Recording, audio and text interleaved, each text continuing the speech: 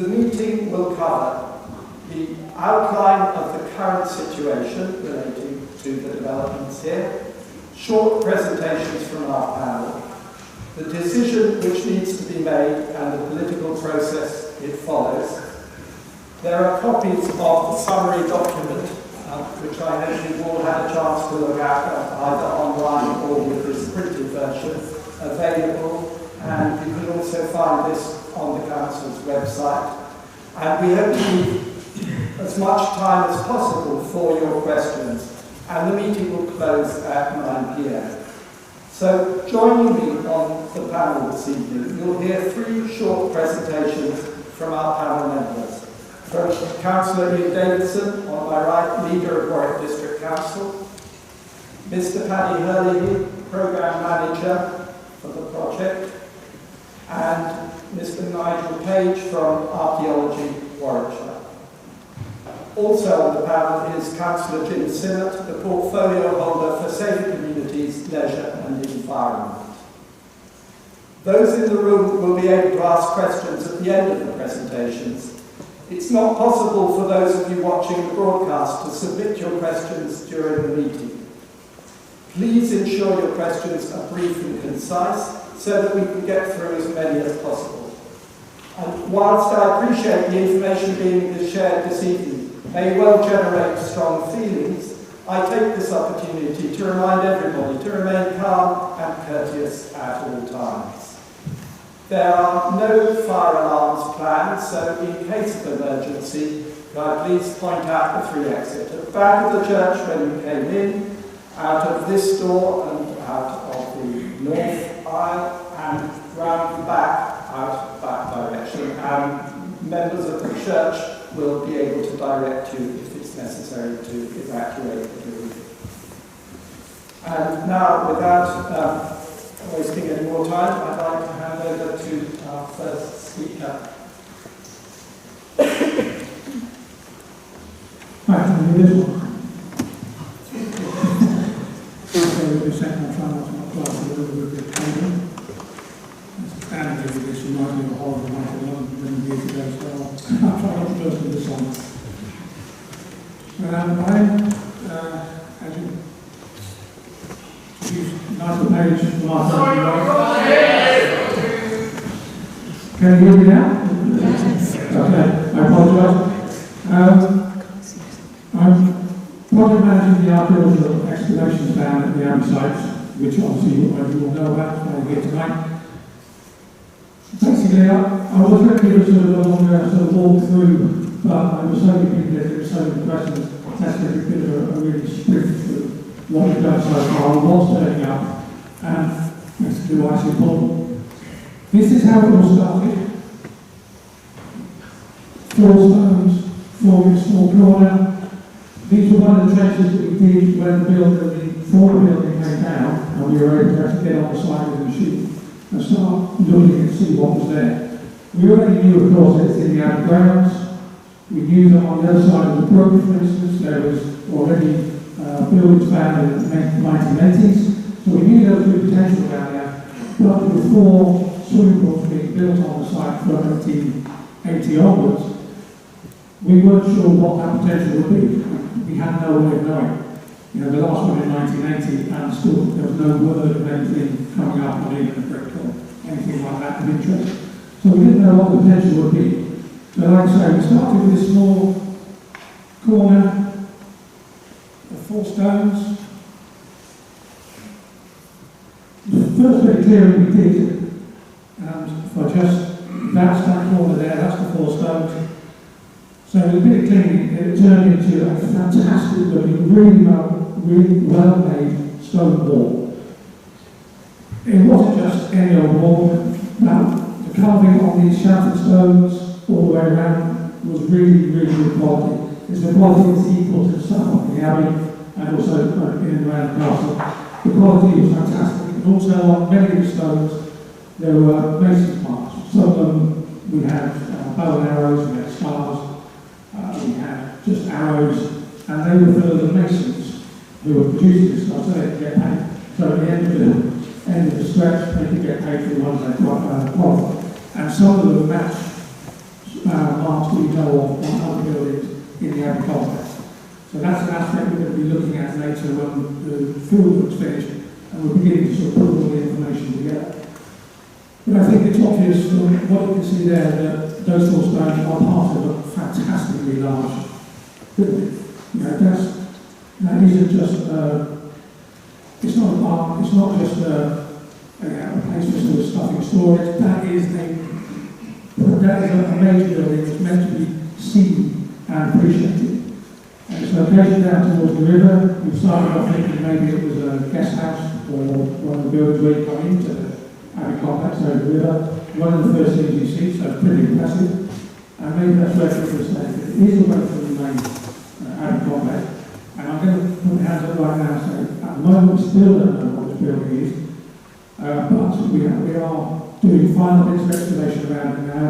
We are collecting those samples from it, those information from it, which hopefully will start to sort of lock together when we start looking at all the information we have. So that corner turned into this fantastic lawn, which, just go with a second, that's the corner there again. So of course with extra cleaning, now all of a sudden we've got not just that bit of wall we had, we've now got a square buttress on the end, we've got a wall that runs out that way, we've got a wall that comes up all the way outside of the pool and goes beyond the area we're looking at, so it goes back into the park area, up towards where we've got the substation test pit. I just think you've seen that as well, you've been walking around. So we've got stonework in there, that's very similar. And it doesn't show on this because this was taken a month or so ago, this one. We now have walls coming out from here, coming out that way, so we've got extensions on that first building. We've now got extensions coming out. We've also got this wall coming out here, through there, so that one. And we've now got another, that rock there, doesn't look much in there, but that is actually another ditch or rock down wall that comes down here and possibly forms a path around the side of that. So all the time, every time we sort of see getting the machine in, they're taking more stuff out, there's more stuff shown. And ultimately, we ended up with this. This is the floor side strip. Basically, everything in yellow is medieval. Ignore the green lines down here, that's later stonework going with the park, but we've recorded it into our surveys. So we've got to make sure we've got everything when we're digging out. The brown stones are drains. We've got a big drain coming through the building going out there. But the other thing that's obvious on here is that, like I said before, the buildings continue far to the north of where they're actually working. So this building was really quite substantial. And again, you know, we're now thinking that it's a principal building, meant to be seen, meant to be appreciated as people are coming in. But I just want to, at the moment, our thoughts are still possibly probably guest house, because it is away from the main area of the primary. This might change, of course, while we're doing the post-excavation work, the more information becomes available. But that's where we're at the moment. But I just want to sort of skip on now, because I am giving a talk in a week on Monday, actually, where I'll be going into much more detail on that in 10 years or so. But this is, like I say, it's just a quick sprint through what we found, just to show how extensive it all is. And now I just want to sort of skip down to the southern end of the site down here, and two more medieval buildings, side by side, very similar construction. Two rooms each on the ground floor. That there, I'll show a photo of that in a minute, was a tiled hearth, so it was a big fireplace basically in the middle, and this one here was also a big hearth. So they don't seem to be industrial, so they're probably worse for domestic buildings. But again, for what at the moment we don't know. We are taking samples from all of the floors in all these rooms. We're taking samples out and see if there's anything in there that will give us clues as to what's happening in the buildings. And then that's the substation up there. As you can see, that wall there lines up with where we have the end of the southern wall of that main building. So at the moment, and the dotted line was in the own sort of hypothesis and it might change. Like I say, we'll start doing a wet excavation. But so far we've got potential for a building going from here all the way up to there. And, it's pretty extraordinary. Just show you a couple of photos. This is the stone walls we got down the other end. This is the southern end with the two buildings with the halves in them. They're not such good quality. They are different. They are what we're wondering at the moment is whether these are in fact timber frame. So the stone work doesn't need to be quite so substantial as it does in the other building because they were taking a timber frame on them. And that's what we're thinking down this end. So the building was all timber frame down the bottom. Still within, we think, still within the Abbey ground, although we'll just go back one. Because York University done some boreholes down through this area, up here, down through here, and we're getting sort of alluvial deposits. So it is possible that the original channel of the river went further north, actually went through the site. In which case this bottom area was on the other side of the river at one point. And then the channel had been filled up and then the river rerouted around the bottom to some point. That's another thing we're going to be investigating during the reporting of this stage. But I will just now put you down, and this is one of the best things we have on site. You can see on edge tiles, rounding, support structure and it's a great fireplace basically.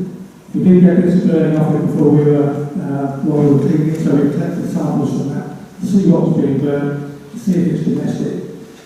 It doesn't look burning enough to be industrial. The heat, whatever they're doing when the heat wasn't getting sort of really burned, the tiles were becoming cracked or bothered. So we're thinking it's domestic, but it's just very big. But it also photo actually does show how the 1980s foundations went all straight through. But when those foundations came out, which they did recently, we were able to use those and get a section through this, so we could actually look at it in profile and get an idea of the depth and what was in it and how it had been made. So I won't say it helped because obviously it didn't, but we were able to make the most of the concrete foundation without doing any more damage to it, because archaeology, we try to do it as carefully as possible, but we are still removing it, so it is taking stuff away. But this way we were able to keep that as intact as we could, and still and just use the slot that we made by the concrete foundation. And really that's as far as we've got at the moment. I do realise that's a very sort of descriptive run through, but that's where we're at. I just wanted to show how the whole thing just kept expanding. It didn't seem to be empty. We were in the Abbey, so we were, it's not unusual to find buildings, but like I said, with 4 swimming pools previously gone on it, the scale of what we found is pretty unusual. I mean, it's unusual anyway, but we're now 4 previous bits of development going on it. So, it's just a really exciting thing, and I'm hoping that we can keep doing talk like that. We're talking with a bit of time, and I'm hoping to do others as we get progressing, we'll get more information. So you keep everybody up to date with what it's all about. And the good thing is, most of it's still going to be there. So. Thank you very much.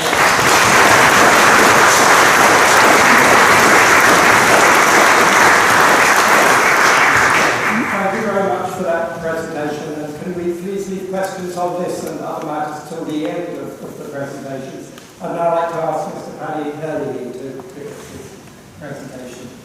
Thank you. Good evening, ladies and gentlemen. So my task is to talk to you about the implications of what you have just seen on the design, planning, cost and timeline of the pool. But before I do that, just a quick advert. Our friends from River, RIVR, are in the far corner there. On your way out, do have a look. They have a 3D representation of what you have just seen, and that will be preserved for all time. So how we interpret it, we are still talking about at the moment, but do go and have a look at what they've got. It is quite mind-blowing. I don't understand archaeology and I don't understand technology, so I'm impressed with both. The implications on the design of what we have found. The project team, led by myself, will be proceeding with the following tasks to avoid any additional delay, unless and until a decision was taken to stop the project. We'll come on in a little while to a decision to be made in November about the future of the project. At the moment, we have to continue because obviously otherwise we would delay the project and incur additional costs. So we are, what you hear here is all conditional on the bit that Councillor Davidson will say in a minute when he follows us.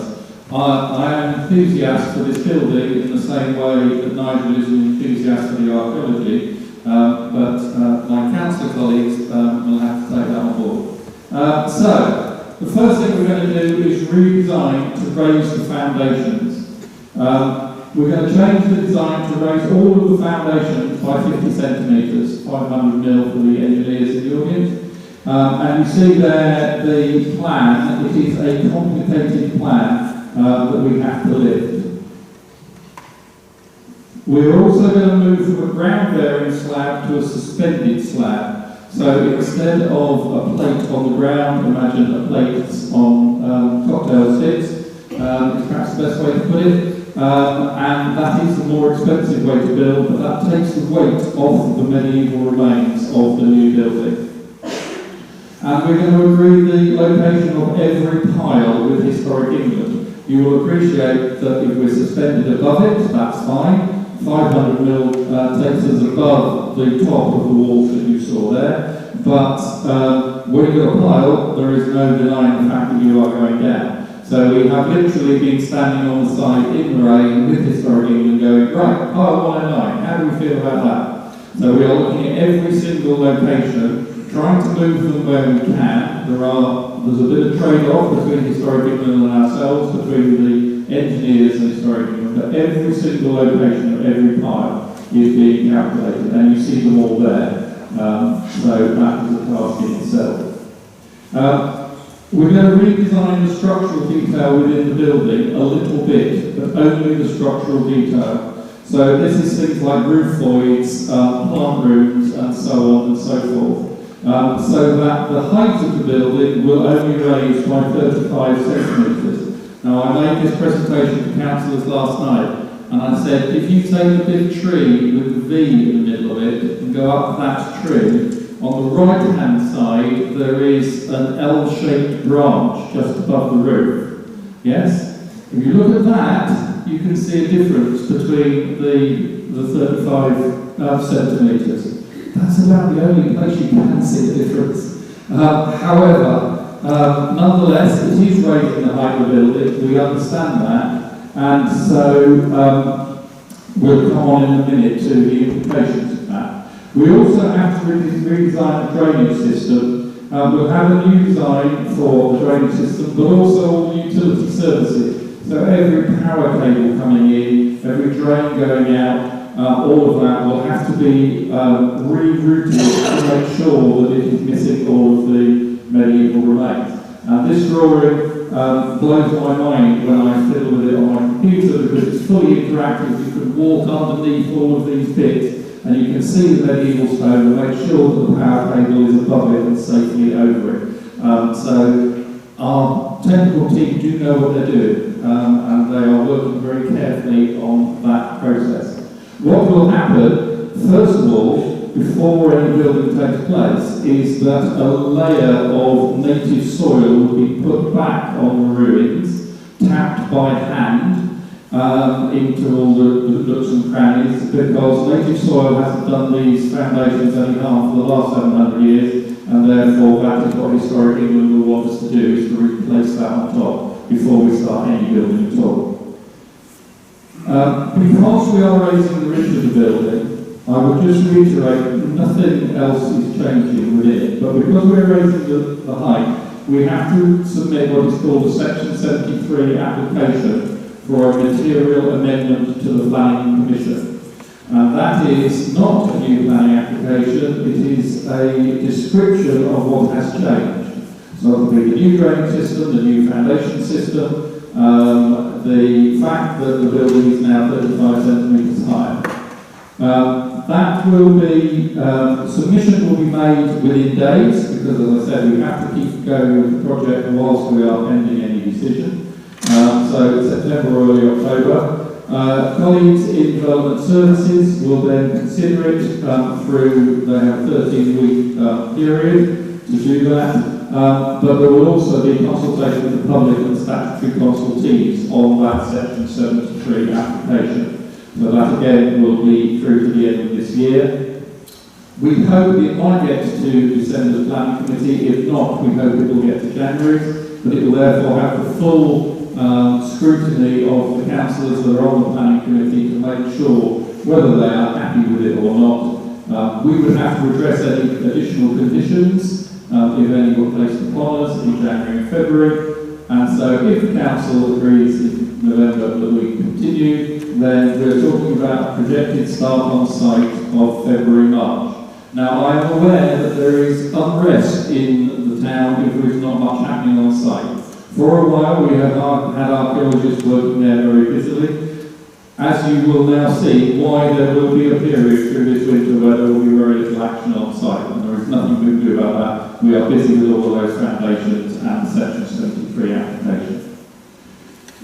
So from the design point of view, I can just reiterate, all of the details of the design remain the same as the agreed planning commission. What's called the general arrangement. So where the reception is, where the family pool is, where the main pool is, all of that stays exactly the same. The school changing rooms designed specifically for school use, the disabled access facilities and so on, all remain the same. However, there may be some of you that have come to this project new and have not lived with it as long as I have. So as a very quick reminder, if the project is to go ahead, it will provide the following. Firstly, it will provide a main swimming pool. It is 25 metres long with 5 lanes like the previous one was, but there will be wider surrounds, there will be spectator seating, there will be a door out to the sun terrace, there will be changing spaces, and there will be accessible changing spaces which will, those of you who know the Changing Places programme, which is for people with profound needs, we will have facilities for changing places within the building. There will be school change, and there will also be village change for the regular customers, which is the way that we go these days, so that everybody is not going into changing rooms with groups of other people. There will be a family pool. I did think this afternoon, I do feel a little bit for this young girl, because she's been jumping into that pool for about 4 years now. It would be quite nice if we could get her a pool that she could land in. So the family pool will be 15 metres long. This will have a movable floor, which is excellent for programming because it means on a November evening we can raise the height of the floor across the pool, and my colleagues from everyone active can use the whole pool for teaching 5-year-olds to swim, or 8-year-olds or 9-year-olds. In the main pool there is only a certain area that is the right depth for teaching each age. In this we can adjust that. We can then adjust it for a disability session afterwards. We can then adjust it later for aqua aerobics, so it's all the right size, and you've got a lot more time with lake swimming in the main pool.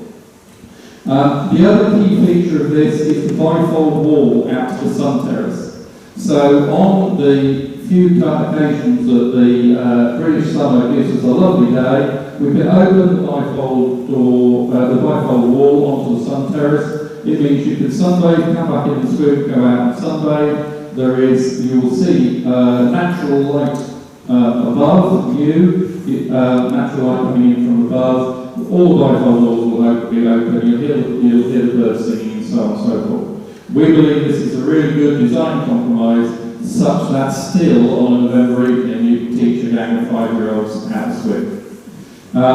There will be easy access steps, and that's not easy in a movable floor, but we've done it. Water play facilities and an accessible hoist, so that people with accessible needs can get themselves into the pool. They don't need a helper. They can do that for themselves.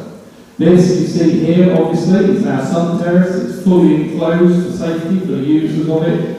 The bifold door takes you into the family pool. The door takes you into the main pool, and there are views out of the lake and the wider Abbey Fields. This is the cafe and reception area. Obviously it includes the reception, it includes the servery, includes the cafe seating which will be open to all. So users of Abbey Fields will be very welcome to come in and use it. There will be casual seating. There will be a brook terrace between the building and the Finnan Brook. So actually if you're a dog walker, you can keep your boots on, keep your coat on, and sit out there with your dog and have a drink, etc. And there will be accessible toilets within the building, which again will be open to all park users. There will be views of the family pool and from the brook. We are replacing the external toilets that were previously present, so if you don't want to come into the building, you want to keep your boots on, there will be external toilets as well. So the building stays the same as it previously did. This is, we now get to the bad news. That was the good news, we now get to the bad news. Because of a number of issues which you will have seen in the report, if not, do take one away and read it. There is a substantial increase in the cost. At the moment, the building that we can't build because of the archaeology remains is 14.7 million. Our contractor has given us a lower and a higher assessment of where they think the costs are at the moment. The lower assessment is 20.4 million, which is a raise of 5.7. The higher assessment is 22.6, which is a raise of 7.9. We thought in the report it was important to look at a theoretical option of moving the site.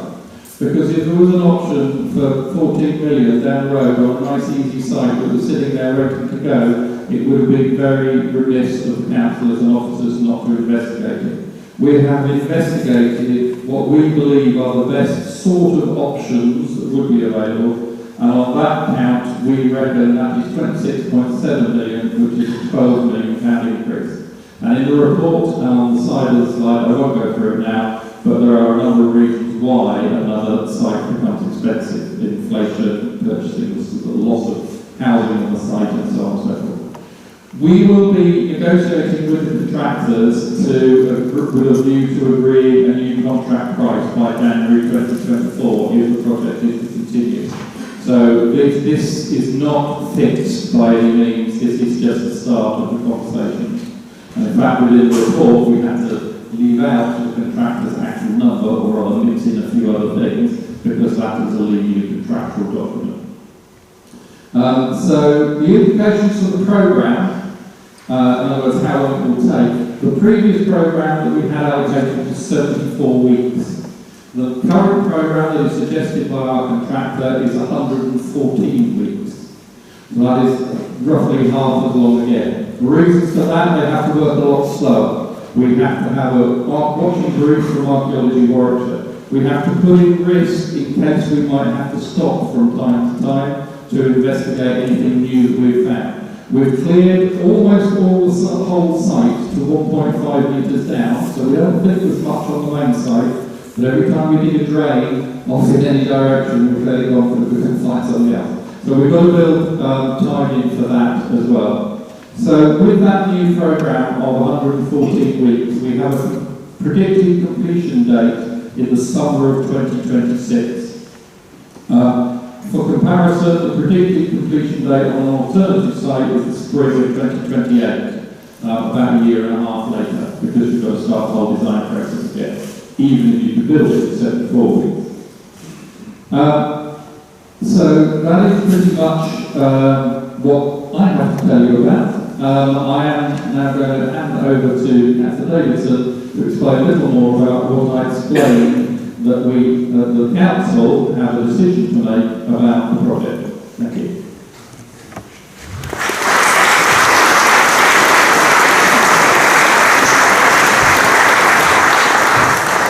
Thank you. Hopefully you can hear me. What I'm going to say is quite brief to begin with, but you may well come back at me in a while. Clearly, if you're here for the archaeology, you're probably quite pleased and excited. Lots of great stuff going on. If you're here for swimming, you're likely very disappointed because we now have no swimming pool rather than a rather older one, and it looks quite a long way in the future before there'll be a new one. So that is unfortunate. That's why we're here. And it's to explain the difficult choice that will need to be made by Warwick District councillors in November. So Paddy and his team will, with the confidential numbers and so on, provide a report to councillors, and the decision then will be either yes, carry on, Paddy, and that means negotiating with the contractors to try and get the best price. We'll obviously be giving an upper limit to it, so it might be yes, carry on, and then it's actually no, because they're wanting more money than we're prepared to give. So that's the yes option. If in November we say no, it's really all the way back to square one. And it's because we now no longer have a site for a swimming pool. Where will we put it? What will we do? So that's the process we need to make, the decision we need to make, and fill in a bit more if you like. The other bit to say is the figures put there. I think you have to take all of the figures with a huge pinch of salt, and some with probably with bucket loads. And that's not a fault of the officers or the advice they're getting. It's the nature of it, what it is, and of what we've said. So, you know with the Cohen site, one of the big risks is that more is found, the archaeologists get excited again, and we have to stop. On a new site, we don't know what the site will be. We asked Paddy to assume it would be exactly the same building, the swimming pool, the two swimming pools, with the sun terrace. Now the chances are, whatever the site is chosen, that won't be appropriate. There'll be something slightly different, so that will need to be redesigned. There'll be a bit about access, and there'll be lots of consultation where people say too many cars and so on, and it may go smoothly, may not do. And of course the costs, Paddy puts some inflation in. Now if you can predict building price inflation, you're doing extremely well. So there are a lot of guesses there. I think I'll stop there, but I'm sure there are questions. Okay, thank you very much for those presentations. Now's the time for people to ask questions. We have a roving microphone, and I've got a question here in the front, please. If you could wait for the microphone to come, and then I'll pick up. Thank you very much indeed. Can everybody hear this microphone? Yes, good. My name is Jeremy Wright, I'm a member of Parliament for Kenilworth, and I think I'd like to say first, I'm sure on behalf of everybody, thank you for constructing this meeting and making these presentations. It's very helpful to hear what you've said. But can I ask a couple of questions, if I may? The first is, or the first one and a half, to Nigel. First of all, there will be some of us, me included, who would have thought at some point in this process it would be very nice to have these ruins on display for people to come and look at in Abbey Fields, along with all the other things we have in Abbey Fields. My understanding, however, is that that's not possible. Nigel, it might be helpful if you can explain if that's the case, why that's the case. And secondly, you have said, I think, between you, that the danger of proceeding with the current plans on the current site in terms of additional cost is that there might be some additional archaeological finds which would cause a further problem. It'd be helpful, Nigel, and we won't hold you to exact details, but it'd be helpful to understand from your point of view how much you think that the mitigations that Paddy has described, the raising of the building above the archaeological works, how much you think that is likely to mitigate anything else you might find, and how much that is still not going to mitigate what we might find. And finally, for the other two, it would be really helpful to understand whether or not you believe there is a trade-off here between the time it takes to build a new swimming pool and the cost of a new swimming pool, and how you intend to trade off those two things. And finally, if I might say, I don't suppose I just speak for myself in this, the option that hasn't been discussed in any detail is the option of having no swimming pool at all in Kenilworth. I would find that unacceptable. I suspect many others would too. Can we confirm today that that is not an option that's being seriously considered? Thank you. Okay, thank you. Thank you, Sir Jeremy. I'm going to take the first bit and then I'm going to hand to Nigel because I forgot a bit in my presentation. I've got to carefully rehearse and then we wanted to add a bit and you always forget the bit you're supposed to add. Because of the rain that you might have noticed in the last few weeks, Nigel's work has been slightly delayed. I have watched an archaeologist emptying a puddle with a sponge, and it is not a happy sight to see, I'm afraid. So they have been delayed, but that has had a happy circumstance for us, because it means that we are able on next Tuesday the 3rd of October, from 9 o'clock till 5 o'clock, we are going to open that gate that you have all been sat against and have a public open day. You will only be able to come just beyond the gate, because beyond there is mud and slipperiness and so much hazard you couldn't like to mention. But we will be opening that gate. I shall be starting it myself with colleagues on Tuesday the 3rd of October from 9 to 5, because we are being slightly delayed in putting that native soil back on top. We have always, through the project, hoped that we would have a time when we could do a public day for the people of Kenmore to see what is there. And because the work has gone slightly slower, we are in a situation, it was literally arranged this afternoon, but I wanted to be able to say to you all that it was possible for us to see it. So that's one question about seeing it. You will get one look at it before it goes under the soil. The second refers back to our colleagues at RIVR again, and we will always have virtual reality of what we had there before. So that's in terms of seeing the remains. I'm going to hand to Nigel to answer the questions about mitigation and what chance of finding everything. The mitigation that we've been carrying out there has actually been sort of worked out in consultation with pretty much everybody, to be honest. But particularly Historic, obviously it's a schedule monument, so therefore they are actively guiding the situation. And so the mitigation has been worked out. We have now got it down to, I think the last meeting we had was a couple of high locations might need to be treated, but that was it. Everything else, we were getting the information. The pile were going to be in areas that were going to be acceptable to them. And I don't want to speak on behalf of Historic because I work for them. So if I'm wrong, I apologise to you after that. But I don't think that. So like I say, the mitigation will work because the idea is at the moment is that the things can be built based on what we've done. And we shouldn't be digging in new areas. I mean, there will be still services to come in that will need to be monitored, but by that time we will be able to do that and watching this, so that one, we'll be watching the construction process by then, so we'll be working to their timetable by that stage. So that's my understanding of it, unless things have changed since we had the meeting on. We can't leave it exposed simply because of where it is. I mean, it is, I know it's stone, but it is quite sort of sensitive, and we have lost bits of it since we've had it open because it is cracking and it's hasn't been exposed for a good few hundred years. And so everything that happens to it now is, of course, comes a bit of a shock to it. And some of it wouldn't last the construction, some of it's going to be in and around the swimming pool, so even if you want to put glass over it, there'll be changes in temperature, so you get condensation inside, so the conditions inside wouldn't be right. But it doesn't mean there aren't, or won't be good opportunities within the scheme to actually have some good interpretation, showing it. Some of the areas will come in over the bits we found. And again, I'm not trying to poke into the people's design thing, but in other places you've got different colour bricks and the line of the walls below and stuff like that. Some of it can be possible, but still quite visible and understandable.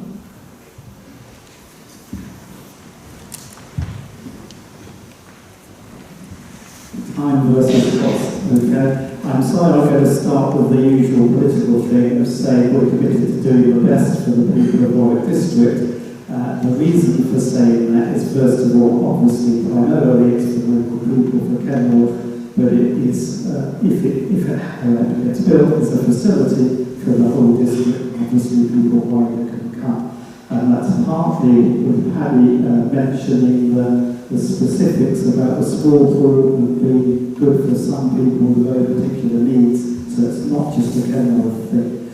So we're very keen to provide that, but I can't really give assurance of that, because as I said before, the first decision now is do we carry on this site or do we not? Then if we do not, we've got to go through the process, and you're asking me then or whether we can rule out not building anything. That will be a bit down the line, I think, if that happened, because then we're having consultations, and clearly, well, not clearly, but my expectation would be if we were doing that, we're going in with the intention that we would provide a facility, but these numbers may rocket and think we may find that no site is suitable. So I would regret, I can't give a cast iron guarantee on that. My colleague here, Councillor Sinnott, is in charge of leisure, and I know he's passionate about it, so it's not something we would want to do.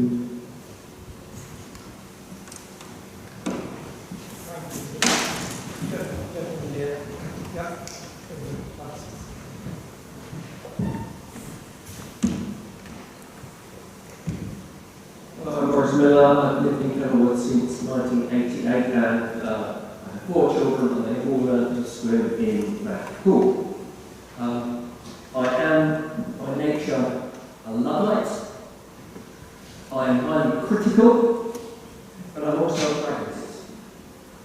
On the first element of that, being something called a Luddite, we have built 4 pools on this site. Last signed off by Councillor Coker, I believe, and we've been straight across the foundations of what was there. Bearing in mind that what is going to be there is going to be right on top of all this excellent archaeology which we've now exposed and mapped, I cannot see myself a great value in going to the preservation that is going now. And my view would be just build it in the same way that Councillor Coker took that route. Shame on you. Well, I'm sorry, it's my view. It's my view. I'm pragmatist. I'm a pragmatist. I'm highly critical with regard to the management of costs. Both this building here and at Castle Farm, we have gone and exceeded something like 48% of the initial costs that were estimated and signed off.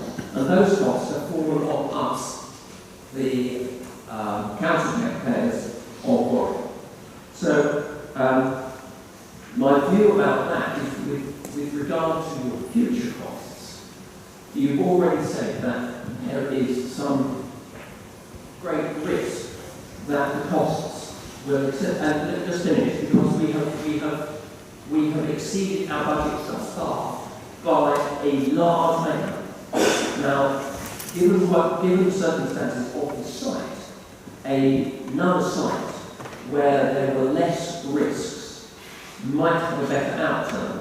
And I noticed that in your costings, you've allowed for something of the order of £2.3, £2.4 million for renegotiating the contract with, or cancelling the contract with Kerr. It seems to me that if Kerr were able to be tuned into a new contract at another location, then we could save some of that cost by accepting the renegotiation. Could I ask my colleagues to answer those questions initially? Okay, thank you. Thank you. So, in answer to the first question, just build it. Unfortunately, we are in a situation where that is illegal.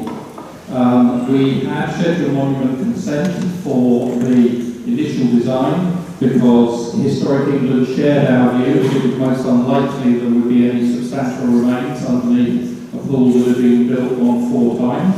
As it happens, and we came to speak to a number of you in the historical societies and so on in the town, and nobody at any point said, I think there is going to be a lot under there. So we weren't really expecting it. However, so we had scheduled monument consent for the original building.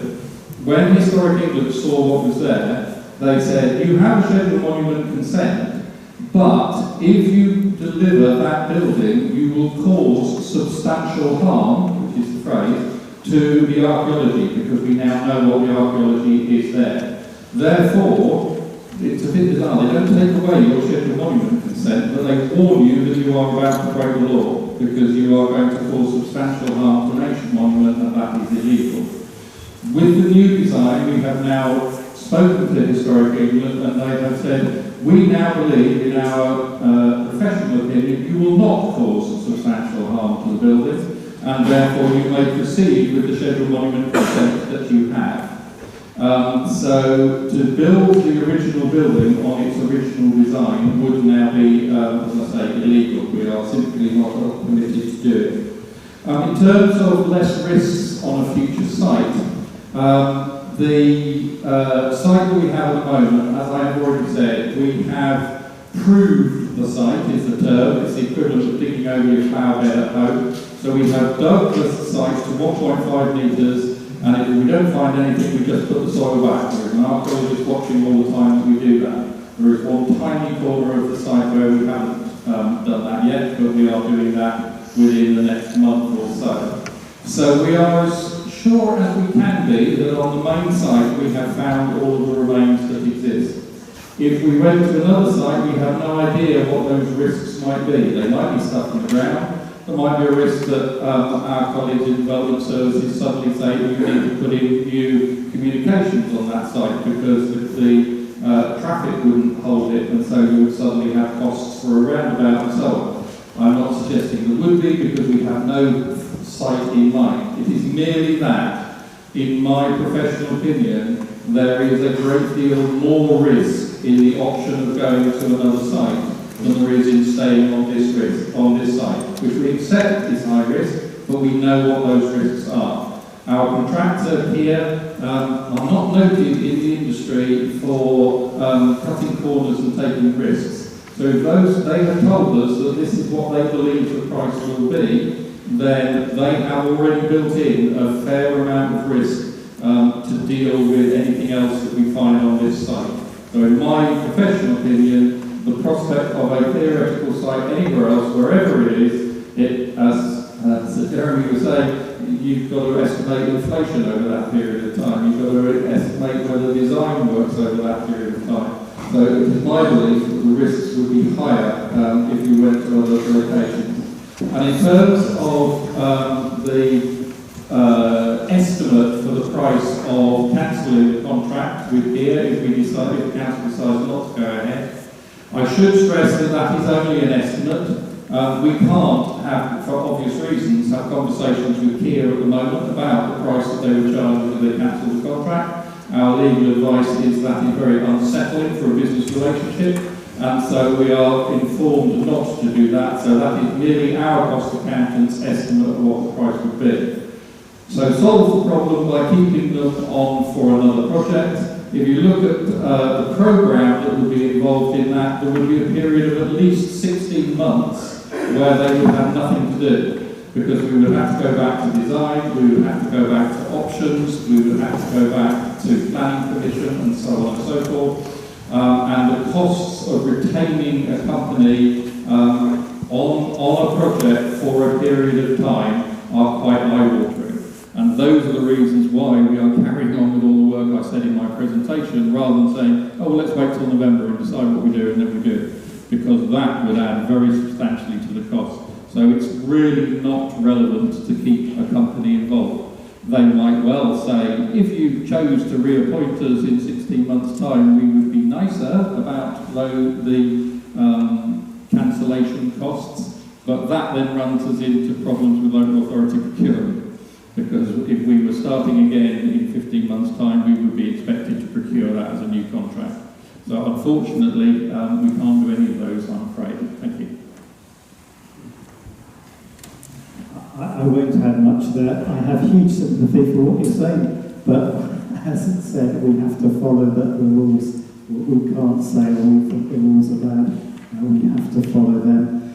The part of the cost increases before, if you're going back, because it was lower than what you've got in here. Before, you probably know there's been huge inflation generally, but particularly in the building trade with COVID and the Ukraine war and so on. We don't know what shocks or not will happen. I obviously am not hoping there'll be a recession coming along, but if there is, the costs might even go down. Good told that's not very likely, but predicting these things is incredibly difficult. Thank you. Other questions? Yes.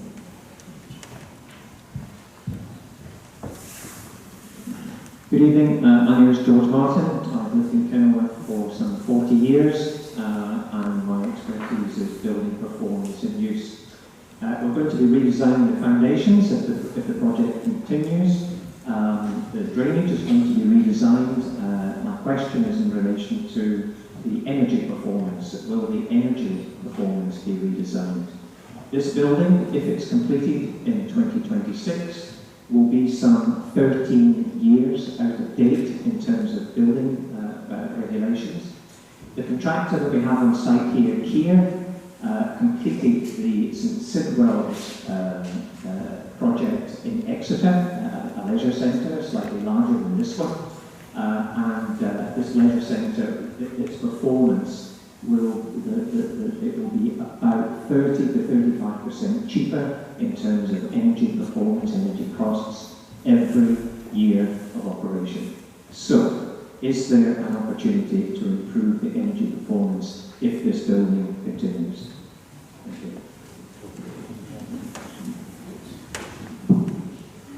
Thank you. Good evening, George. I remember our conversations at the design stage. We are maintaining a watching brief on the changes that are coming into sustainability and so on with this building. And so even in the last 2 to 3 months, I'm looking at colleagues, we have agreed that the water treatment system will change because there is a new, more efficient and more effective method in operation. Some of you who've been involved with the project for a long time will remember, Councillor Milton's in the room somewhere, we sat down not so long ago, George, as you suggest, and went through all of the sustainable options for this building. Anything that was going to pay for itself within 15 years, we included within the building, with one proviso, which is we were determined that we were going to stay on the same footprint as the previous building. Because if we did that, we wouldn't get ourselves into any trouble with archaeology. I leave you to sort out the irony of that situation. So there are some sustainable projects which it would have been nice to include in this pool, but are quite space hungry, and so we had to exclude those. I'm aware of the Sybil's point. I've gone and had a look round. I'm sure you have as well, George. We don't have any figures back from them yet, so I'm sure they will perform extremely well. But we have included everything that we believe will pay for itself in 15 years. We took the vision of 15 years because we felt if it's going to take longer than that to pay for itself, the technology will have moved on so far, you will have replaced it anyway by that point. So we looked at everything that would replace itself and we have included all of those into the process. However, as I say, the design team are continuing to monitor the situation and we've just chosen to change the water treatment system because we believe the new system on the market is more sustainable and more efficient way of working. And we will continue to monitor so that it won't be as out of date as when it was previously designed. It will be as up to date as it possibly can be when we have built it. Thank you. Just to add the tiny other bit, that if we start thinking changes of design, that is then a new planning application, that's not just this change. So if it's major like that, we can't do that. So if we're trying to move on, we don't want to put more delays in. Thank you.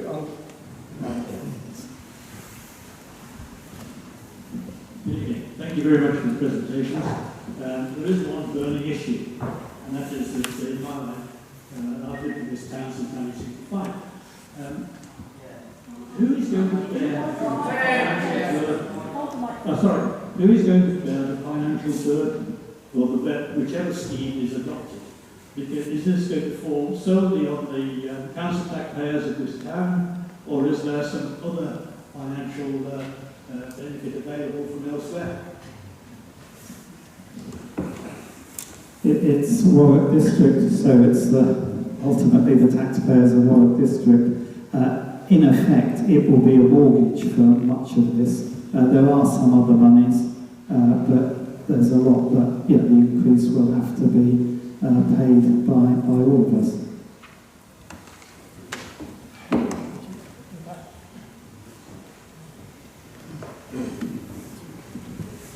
Good evening. Clive Peacock, resident in Kenilworth for 40 years, a daily swimmer, every single day at the University Hub. Can I have to put the clock back a little bit? I asked the question, when, why, and by whom was the outdoor option removed from the proposals? In the Mace report of 2019, commissioned by WDC, page 23, it clearly says of the three options, 47% favoured the option to retain an outdoor facility. 27 had no preference, and 32% only wanted the indoor pool. A further 125 respondents noted that a 25-metre outdoor pool would enhance the facilities. I ask the question again, when, why, and by whom, and on whose authority was that outdoor option removed? Okay, thank you for the question.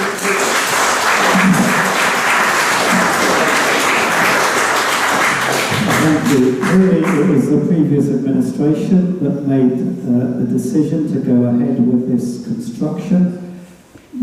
They have to balance quite a few things, and we can debate the consultation responses, which can be interpreted in different ways, but I'm sure if you'd like the details about another aspect, Mr. Hurley can provide it in terms of Swim England's assessment of need for people to swim, particularly children, and I've also mentioned those with disabilities. So yes, consultations are important. That could be looked at in different ways, but there were other aspects. However, we weren't making the decision then, that was the previous administration. At the minute, the choice we've got is spend lots of extra money to get this project completed, or to stop and then we decide and go back to square one and hopefully produce a pool somewhere else in Kenilworth.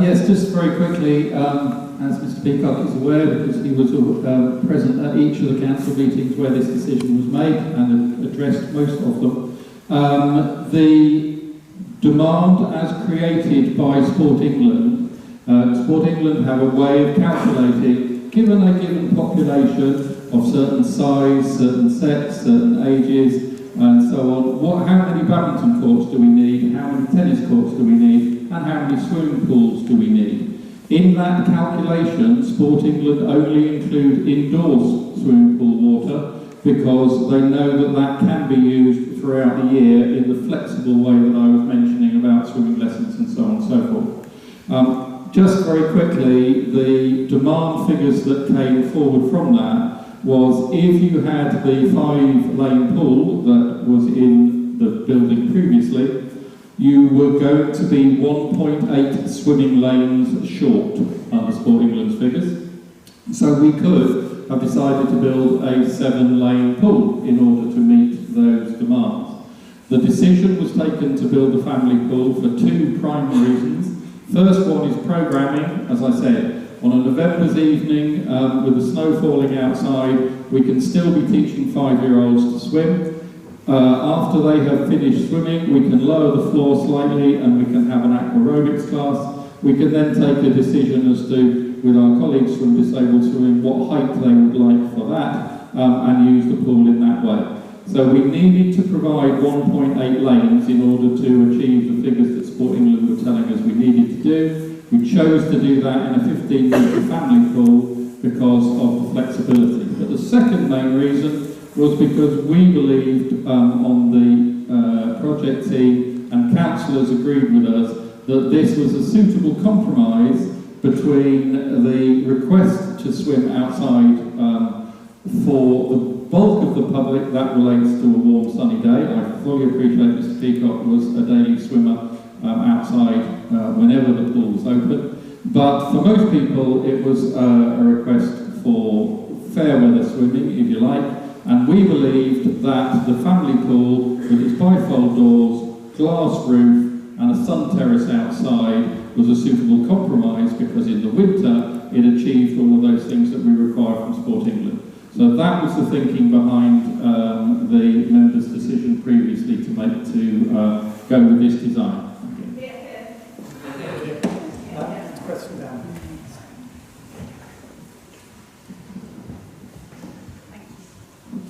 Thank you very much.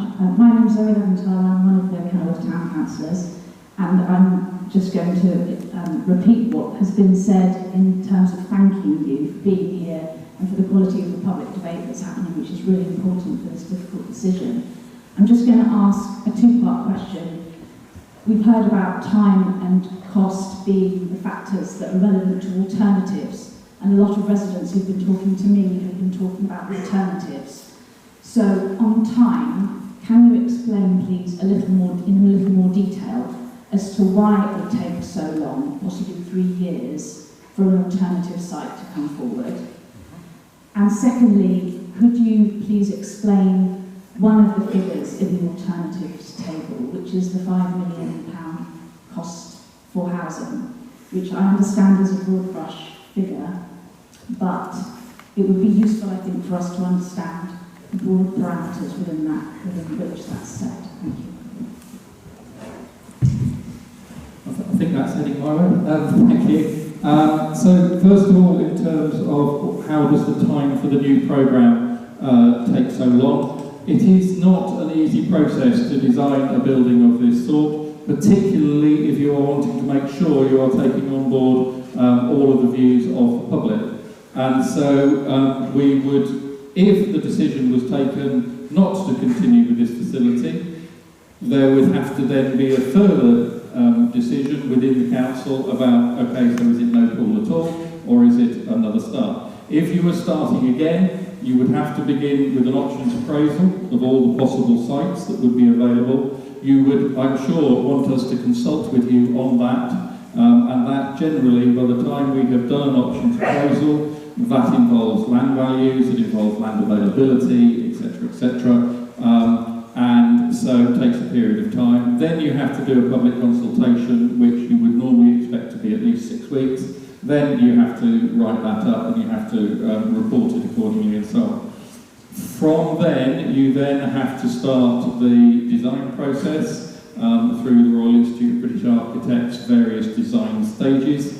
And we have designed a programme for this fictitious site, and we have gone through the recommendations that Royal Institute of British Architects, Royal Institute of British Architects apply to what they suggest each phase would take on a project of this type. We've made sure that there is sufficient public consultation in there. You then, of course, have to apply for planning permission.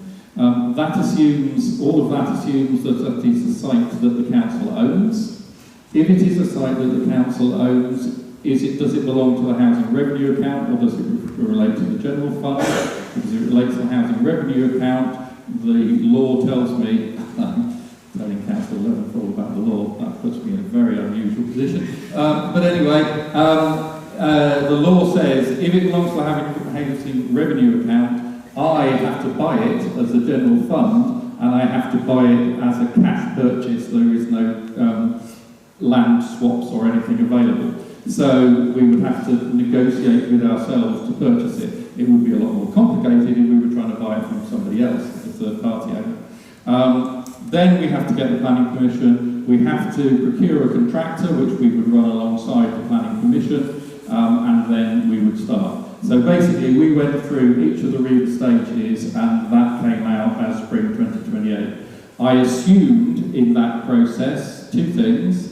One, that it would take 74 weeks to build, which is what we said for the previous Abbey Fields. If you got to a site that had other complications, it could take longer.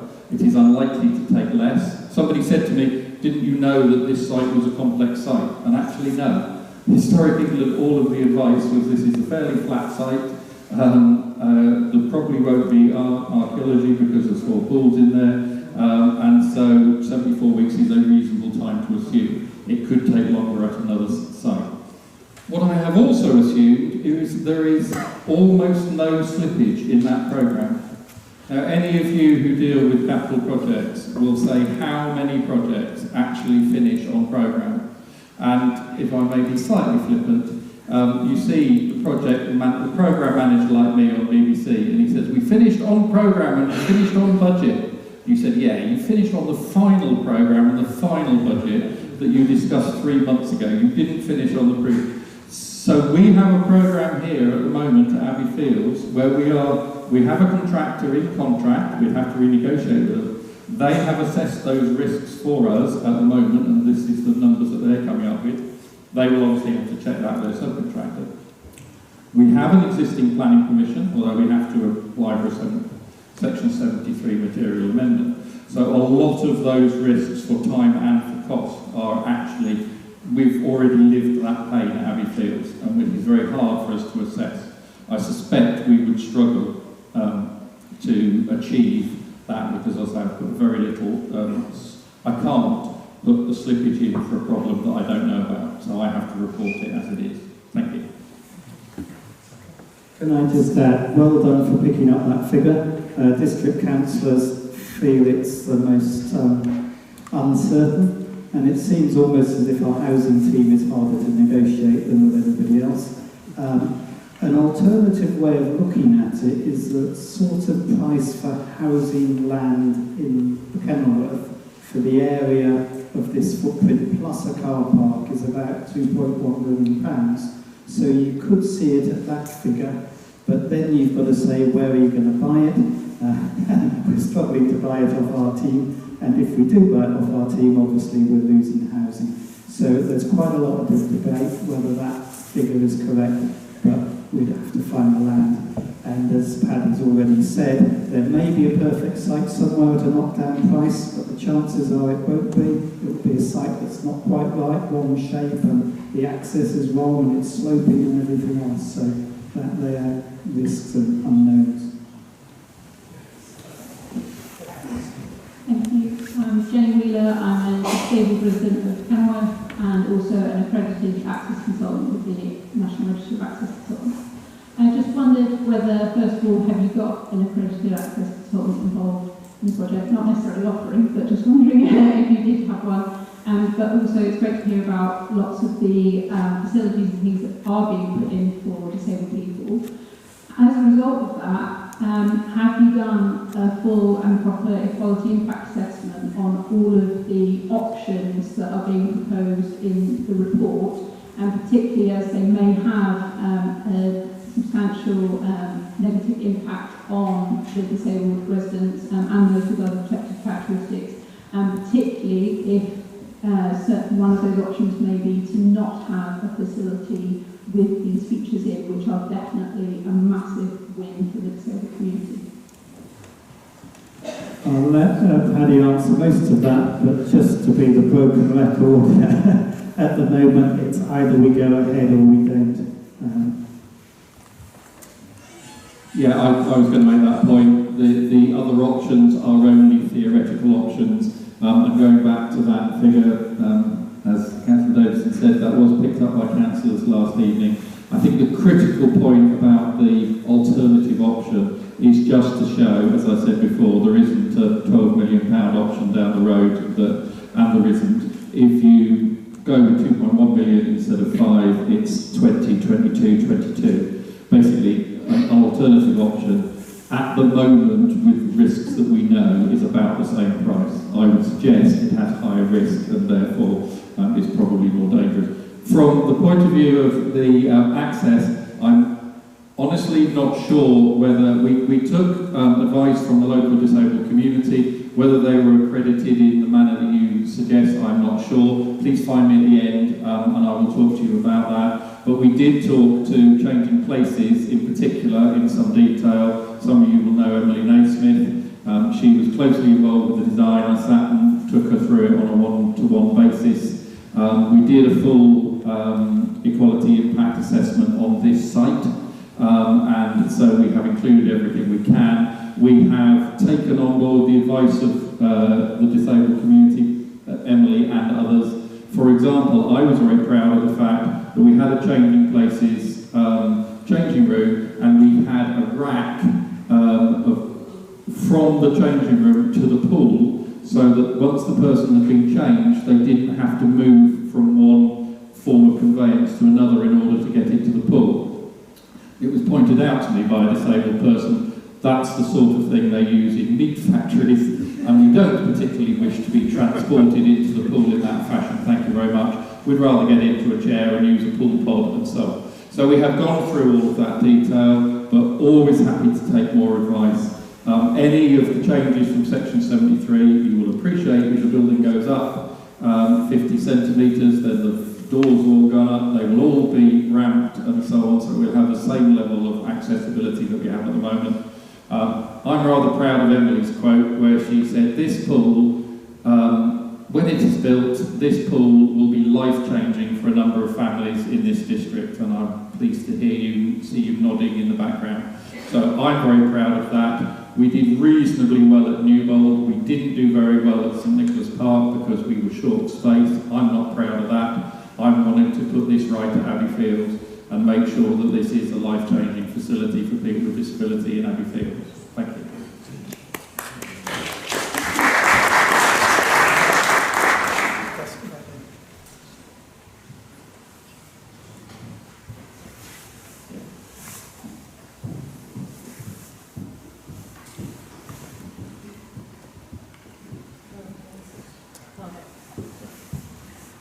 Hi, firstly just thank you for being here tonight, really appreciate the opportunity to ask you guys questions. I guess two parts to my question. The first is, it sounds like from everything you've said that an alternative option isn't really on the cards at the minute. The projected costs are significantly higher than continuing at Abbey Fields. And so would it be fair to say that a decision in November or December is more making the decision at this stage to not have a pool or other sports facilities in the town generally? And also, if that decision is made, is there a potential to retain some of the functionality, tennis courts and what have you, rather than a fully fledged swimming pool facility?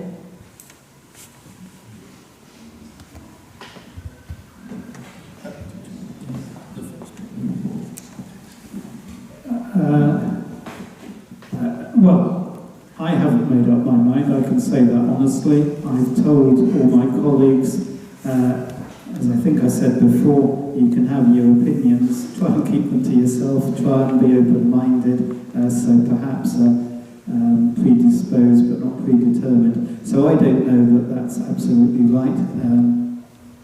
You could say when it comes out, yeah, I told you so, so that's quite possible. The next step about saying if we said no, that means no pool, I don't think I'd agree with that. Oh gosh, I shouldn't be doing this hypothetical stuff, but I wouldn't be surprised if councillors thought it was good to say no on this. The chances are they might be going for something slightly different, but I don't know, because you then are back to the beginning and you might be wanting to redesign. But I don't know, I'm guessing other people's minds, and I don't know. Just one very very specific point about the tennis courts. The refurbishment of the tennis courts as they exist at the moment is being included within the project. It was out of scope previously, and we were just going to do it from other resources, but to be honest, I thought, well, hang on a minute, if we are trying to make sure that we've got this project sorted, so that is going into scope. And so the contractor is giving me a price for that, so by the time it will actually be after the swimming pool has finished, because we will be using the tennis courts as the compound as we have at the moment, because Abbey Fields is so precious we can't use anywhere else. So in fact the demolition company have already put some dents in the tennis courts, so they will be paying for getting rid of those dents, but the project is then paying to re-include the tennis courts and so on and so forth to the facility. As you know, whenever we can, we are keeping the children's playground open. There are times when we cannot for health and safety reasons, but all the time that we can, we will do so, and obviously that will reopen in due course. That is, if you look at the designs, that's on the other side of the sort of entrance plaza to the swimming pool, so it will stay as it is. The one thing that we won't be able to do, we will be replacing replacing the aerial runway in the older children's playground because that goes too near to the substation. But I was speaking to my friends in Green Spaces, and we will put in something of similar play value in that location. So everything else stays as it is, or indeed improved, because there'll be new tennis courts. Thank you. Right at the back.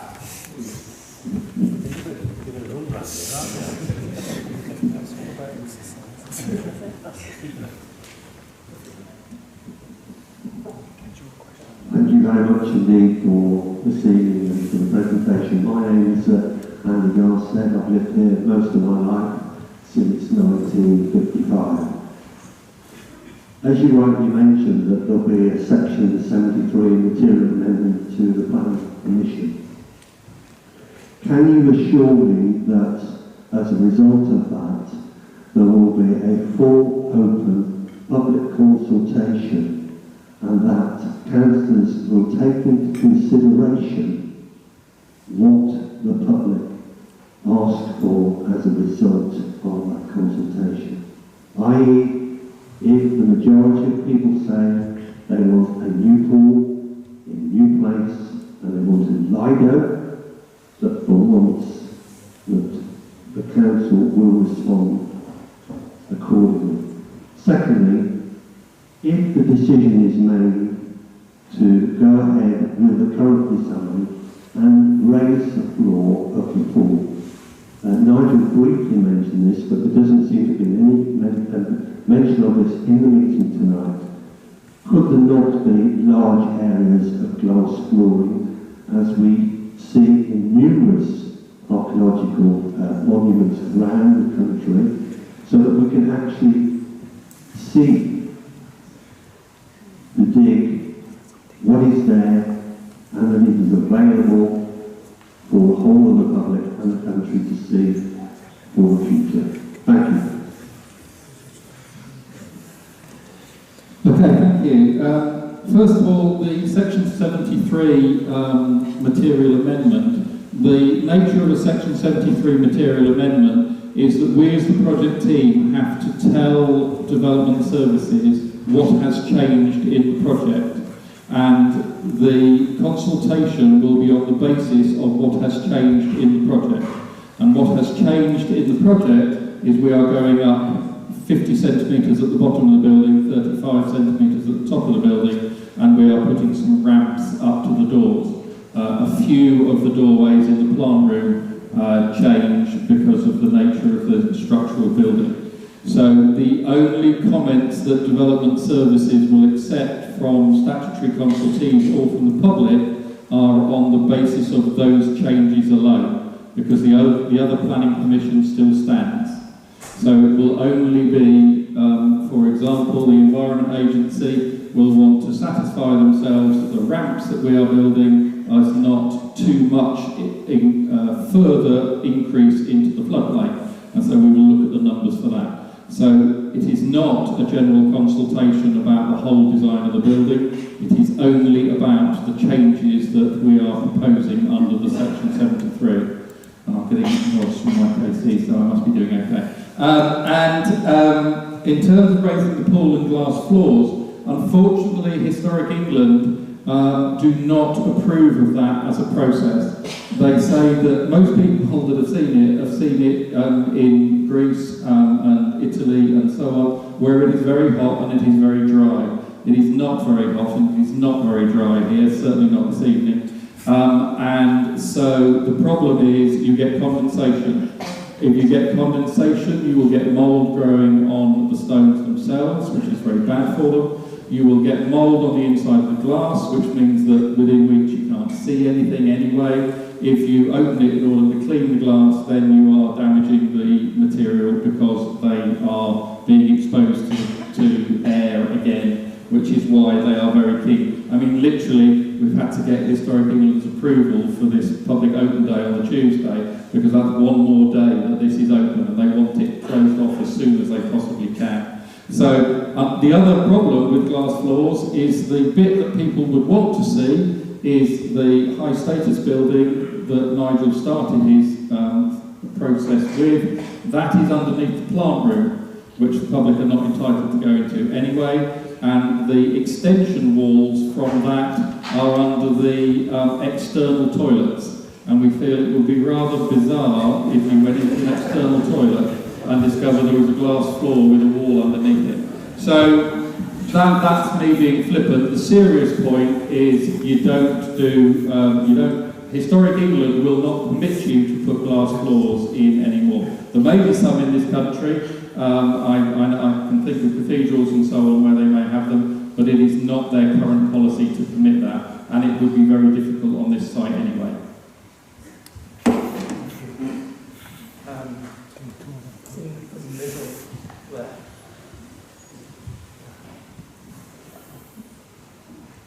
Sorry. Okay, well, first here and then the lady behind. So first here. Good evening. My name is Stuart Chambers. I've been a resident of Kenworth on and off since birth. Maybe off. My thought was that you've ruled out another location on Abbey Fields. For example, if you move the original design you've got there about 50 to 100 metres westward, roughly where the ducks live, you would have a fairly flat site there, lovely views of the lake. You could put back the original site to grass and a paddling pool for the children, and you've probably got no archaeology there. You can check that out beforehand with your ground radar. You would have a site that's roughly in the same place. I can't see that it would annoy any Kenworth resident to put it there, and you'd have a very nice view of the lake and the ducks. It seems to be a solution that hasn't been considered. Taking the site somewhere else in town, clearly it's going to be very expensive, less central, less convenient. Can we not find a site on Abbey Fields that isn't stuck over lots of archaeology? Finally, you have an archaeological site with loads of piles carefully manoeuvred between archaeological remains. To me, brings the thought, in the future, when they decide they don't want this pool anymore, how are they going to get rid of the piles to expose the remaining archaeological remains? I know removing the concrete foundations from the last site did a lot of damage. Removing hundreds of piles is going to do an awful lot more damage. That's my thoughts. Try moving.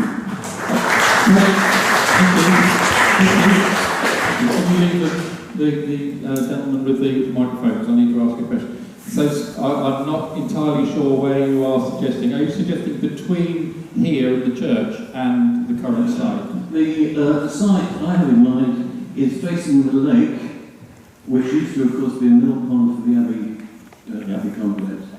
Facing the lake, roughly where people can stand and feed the ducks at the moment, the other side from where the ducks are fed, on the north side of the lake, at the east end of the lake, about 100 metres to the west of where it's currently situated.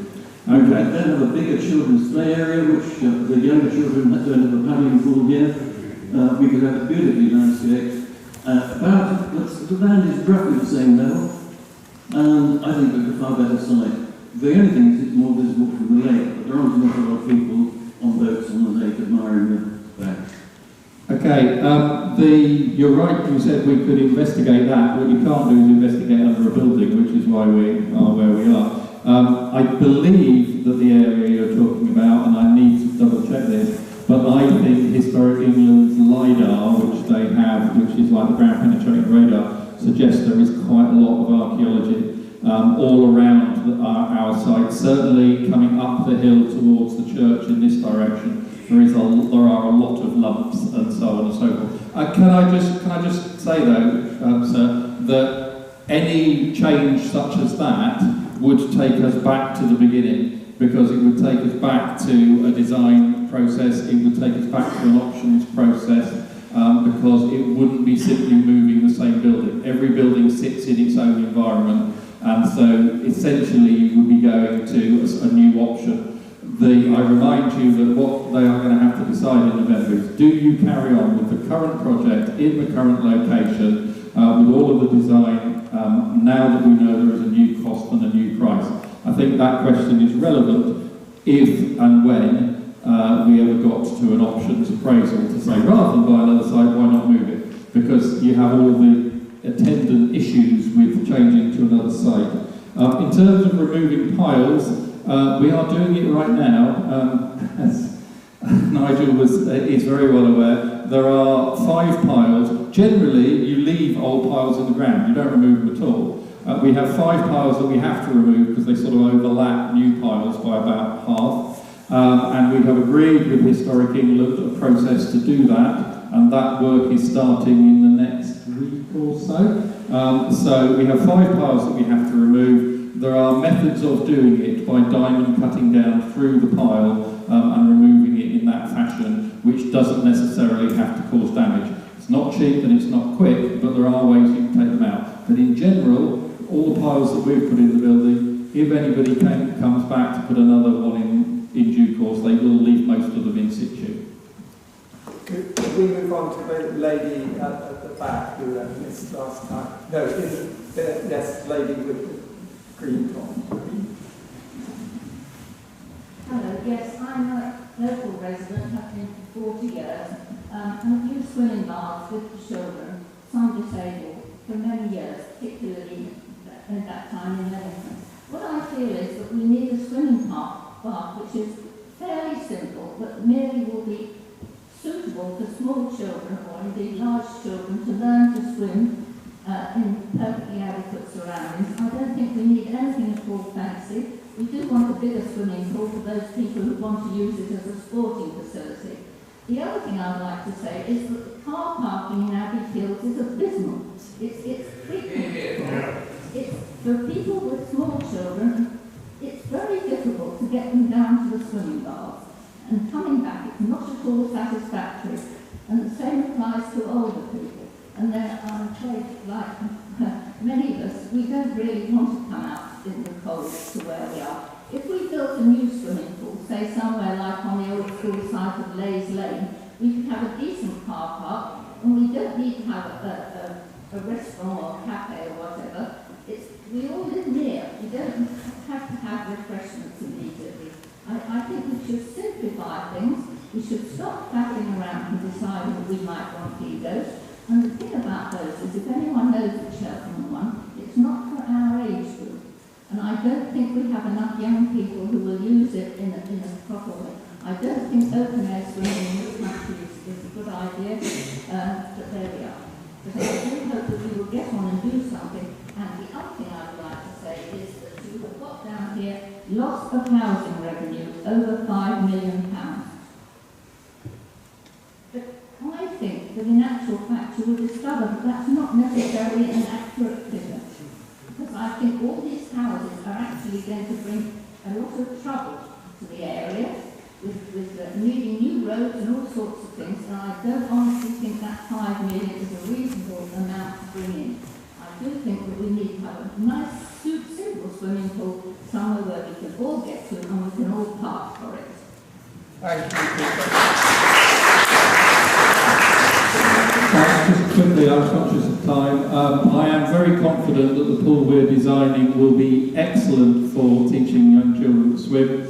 The installation of the movable floor is a really good innovation because it means that all of the pool can be the same depth, so all of the children of one age can learn together, whether that is a school group or whether that is during lessons.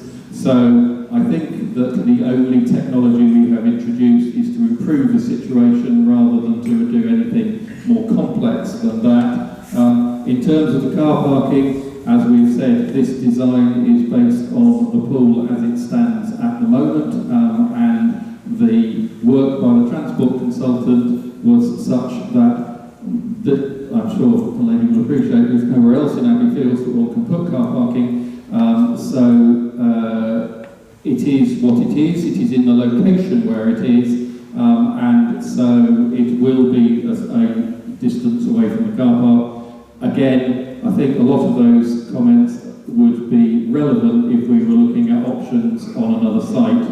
What we're looking at is this site, and do we continue or do we not? But in answer to the first half of it, I am very confident that you will, that as a mother of young children, you will be delighted with the facilities. What we're building in here is flexibility. So if you want to plough up and down during in 25 metres, we will have more opportunity to do that. because more of the other uses of the swimming pool, such as aquarobics, disabled swimming, learning to swim, etc., will be transferred into the family pool. So we're confident that the programming will be such that everybody gets to use this pool. Thank you. Thank you very much for all your questions. I'm really sorry, but we now need to bring the meeting to a close. I do hope you have found it useful. Thank you for your questions and comments. Can we just have one more question? No, I'm sorry, we are out of time.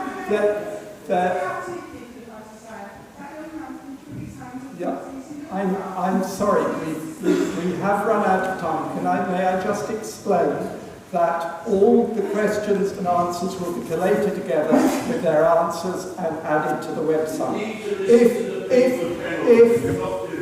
If you have further questions, we will be sharing an online form with you for you to submit those questions.